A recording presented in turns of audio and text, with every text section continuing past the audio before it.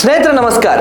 Cockroach Janata ಪಾರ್ಟಿಯ ಸ್ಥಾಪಕ ಅಭಿಜಿತ್ ದೀಪ್ಗೆ 6ನೇ ತಾರೀಕಿನಂದು ಅಮೆರಿಕಾದಿಂದ ಭಾರತಕ್ಕೆ ಬರ್ತಾ ಇದ್ದಾರಂತೆ.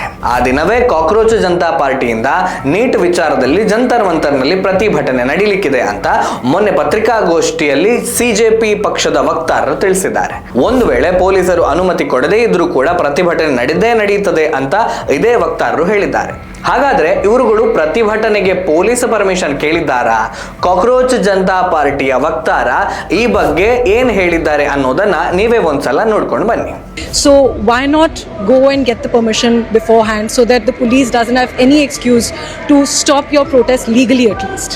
You think they will give us the permission to protest? But why do you not want to leave any stone unturned? Why not just we are going to the police. We are going to ask them to cooperate, and it's not as though they can't allow us to go to Jantar Mantar, which is a designated protest site. Why do you need permission to? Why do you need to give them some 20-day notice or 30-day notice to actually go to a designated protest site? It's not as though we are going to the Taj Mahal or the Humayun tomb. ಈ ವಕ್ತಾರರ ಪ್ರಕಾರ ಜಂತರ್ ಮಂತರ್ ನಲ್ಲಿ ಪ್ರತಿಭಟನೆ ನಡೆಸಲು ಅನುಮತಿ ಪಡೆಯಬೇಕಾದಂತ ಅವಶ್ಯಕತೆಯೇ ಇಲ್ವಂತೆ. ಹಾಗಾಗಿ 6ನೇ ತಾರೀಕಿನಂದೇ ಅಭಿಜಿತ್ ದೀಪ್ಗೆ ನೇತೃತ್ವದಲ್ಲಿ ಪೊಲೀಸರ ಹತ್ರ ಅನುಮತಿಗಾಗಿ ಮನವಿ ಮಾಡ್ತಾರಂತೆ. ಅಂದ್ರೆ ಅವತ್ತೇ ಪೊಲೀಸ್ ಪರ್ಮಿಷನ್, ಅವತ್ತೇ ಪ್ರತಿಭಟನೆ. ಜಂತರ್ ಮಂತರ್ ದೆಹಲಿಯಲ್ಲಿ ಪ್ರತಿಭಟನೆ ಆಂದೋಲನ ನಡೆಸುವ ಸ್ಥಳ ಹೌದು. ಆದರೆ ಅಲ್ಲಿ ಯಾರೇ ಪ್ರತಿಭಟನೆ ನಡೆಸುವುದಿದ್ರೂ ಕೂಡ ಕನಿಷ್ಠ 1 ವಾರಗಳ ಮೊದಲು ನವದೆಹಲಿ ಜಿಲ್ಲೆಯ ಡಿಸಿಪಿ ಕಚೇರಿಯಿಂದ ಲಿಖಿತ ರೂಪದಲ್ಲಿ ಅನುಮತಿಯನ್ನ ಪಡೆದುಕೊಂಡಿರಬೇಕು.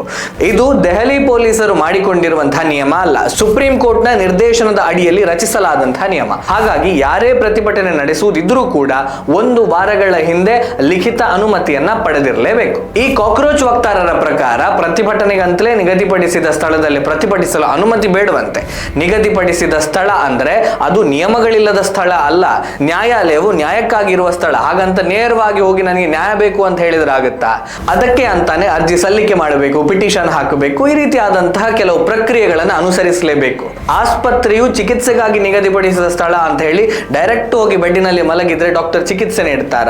ಅದಕ್ಕೆ ಮೊದಲು ರಿಜಿಸ್ಟ್ರೇಷನ್ ಮಾಡಿಸಬೇಕು, ಏನು ಕಾಯಿಲೆ ಅನ್ನುವುದನ್ನ ಸ್ಪಷ್ಟವಾಗಿ ತಿಳಿಸಬೇಕು. ಇದು ನಿಯಮ. ಈ ನಿಯಮಗಳನ್ನ ಪಾಲಿಸಲೇಬೇಕು. ಒಂದು ಸ್ಥಳವನ್ನ ನಿರ್ದಿಷ್ಟ ಉದ್ದೇಶಕ್ಕಾಗಿ ಮೀಸಲಿಡಲಾಗಿದೆ ಅಂದರೆ ಅಲ್ಲಿ ಆ ಉದ್ದೇಶವನ್ನ ಹೇಗೆ ಬೇಕಾದ್ರೂ ಮಾಡಬಹುದು ಎಂಬ ಅರ್ಥ ಅಲ್ಲ.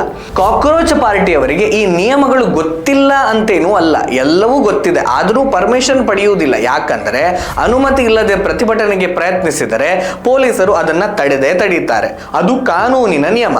ಇದನ್ನೇ ಅಸ್ತ್ರವಾಗಿ ಬಳಸಿಕೊಂಡು ಸರ್ಕಾರ ನಮ್ಮ ಮೇಲೆ ದಬ್ಬಾಳಿಕೆ ನಡೆಸ್ತಾ ಇದೆ, ಪ್ರತಿಭಟನೆಯ ಹಕ್ಕನ್ನು ಕಸಿದುಕೊಳ್ಳುತ್ತಾ ಇದೆ ಅಂತ ಹೇಳಿ ಅರಾಜಕತೆ ಎಬ್ಬಿಸುವಂತ ಷಡ್ಯಂತರ ಇದರ ಹಿಂದೆ ಇದೆ ಅನ್ನುವಂಥದ್ದು ಸ್ಪಷ್ಟ.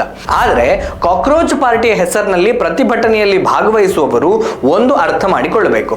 ನಿಮ್ಮನ್ನ ಬೀದಿಗಿಳಿಯಲು ಕರೆ ಕೊಡುವವರು, ಕುಮ್ಮಕ್ಕು ನೀಡುವವರು ನಿಮ್ಮ ವಿರುದ್ಧ ದಾಖಲಾಗುವಂತಹ FIR ಅನ್ನ ಪರಸ್ಪರ ಹಂಚಿಕೊಳ್ಳುವುದಿಲ್ಲ. ನಿಮ್ಮ ಹಾಳಾದ ವೃತ್ತಿ ಜೀವನದ ಹೊರೆಯನ್ನು ಅವರು ಹೊರುವುದಿಲ್ಲ. ನಿಮ್ಮ ಫೋಟೋಗಳನ್ನ ಹಂಚಿಕೊಂಡು ಅದರ ರಾಜಕೀಯ ಲಾಭವನ್ನಷ್ಟೇ ಪಡೆಯುತ್ತಾರೆ. ಪ್ರತಿಭಟನೆಗೆ ಬರುವ ಮುನ್ನ ಅನುಮತಿ ಯಾಕೆ ತೆಗೆದುಕೊಂಡಿಲ್ಲ ಅನ್ನುವುದನ್ನ ಮೊದಲು ಕೇಳಿಕೊಳ್ಳಿ. ಎಲ್ಲಕ್ಕೂ ನಿಯಮ ಇದೆ. ಆ ನಿಯಮಗಳನ್ನ ಭಾರತೀಯರು ಎಲ್ಲರೂ ಕೂಡ ಪಾಲಿಸಲೇಬೇಕು.